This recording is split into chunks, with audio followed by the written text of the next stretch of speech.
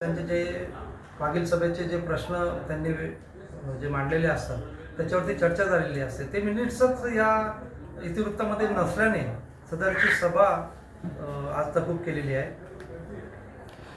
साहेब, शिवसेनेच्या माध्यमातून सलग तिसऱ्यांदा सभा तहकूब होते आवाजी मतदानाने, पण याबाबत पुढची आता आपली रणनीती काय असणार आहे?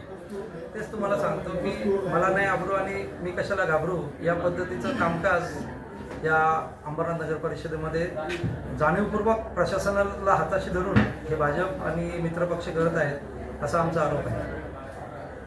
साहेब, वारंवार सभा जी तहकूब होते त्यामुळे सर्वच पक्षाच्या नगरसेवकांमध्ये नाराजी आहे की कामं आपली थांबतात. अंबरनाथ शहराचा विकास करण्यासाठीच नगरसेवकांना नागरिकांनी निवडून दिलेले आहे. याची जाण ह्या प्रत्येक नगरसेवकाला असणं आहे, परंतु आमची सत्य परिस्थितीमध्ये जर आमचे मिनिट्सच जर या इतिवृत्तामध्ये येत नसतील तर मग चर्चा सभागृहामध्ये चर्चा ज्या झालेल्या आहेत हे जाणीवपूर्वक हे मिनिट्स गहाळ केले प्रशासनानं, त्याच्यामुळे आजची सभा ही सर्वानुमते आम्ही तहकूब केलेली आहे. असंही आरोप होतोय का शिवसेनेकडे जास्त सदस्य आहेत त्यामुळे शिवसेना जाणून बुजून सभा तहकूब करते. संख्याबळ आहे हे मान्य आहे, कारण ते संख्याबळ आम्ही सभागृहामध्ये सिद्धही केलेले आहे, परंतु संख्याबळाचा आधार घेऊन आम्ही कुठलेही विषय रद्द करत नाही आहे.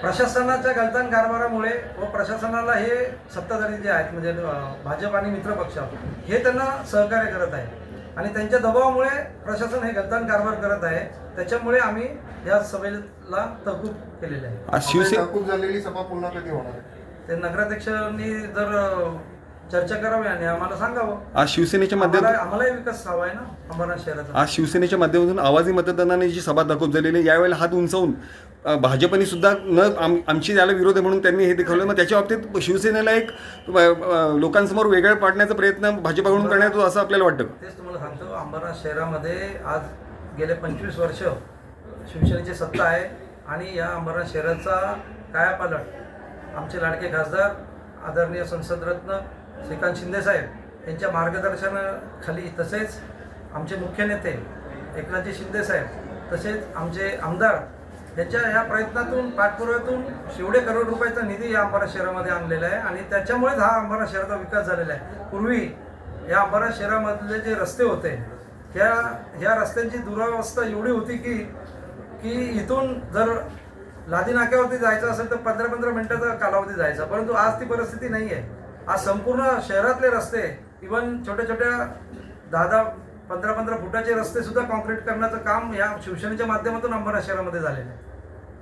परवाची सभा विशेष सभा तहकूब झाल्यानंतर पायऱ्यांवर भाजपाने शिवसेनेचा निषेध केला होता, त्याच्यानंतर पुन्हा आज सभा तहकूब झालेली आहे, त्यामुळे चुकीचा संदेश याच्यातून जातोय असं वाटत नाही का? बघा, तो लोकशाहीने दिलेला प्रत्येकाला अधिकार आहे. आम्हाला आमचं मत मांडण्याचा अधिकार आहे, त्या पद्धतीने त्यांना त्यांचं मत प्रदर्शन करायचं आहे. परंतु आज महाराष्ट्रात आणि केंद्रामध्ये शिवसेना आणि भाजप एकत्र सत्तेमध्ये आहे, याची जाण त्यांना असणं गरजेचं आहे. जर आमचा त्यांनी काल निषेध केला आहे त्यामध्ये आमच्या शिवसेनेचं जे चिन्ह आहे धनुष्यबाणाचं त्याच्यावरती त्यांनी क्रॉस असं हे केलं होतं, तर हेही चुकीचं आहे. सभागृहात महिलांचा फोटोग्राफी करण्यात आली असा आरोप करत महिलांनी त्याचा निषेध केलेला आहे नगरसेवकांनी. नक्कीच असा निंदनीय प्रकार जर सभागृहात होत असेल तर त्याचा महिलांनीच काय तर आम्ही एक सदस्य म्हणून आम्ही सुद्धा त्याचा निषेध करत आहोत.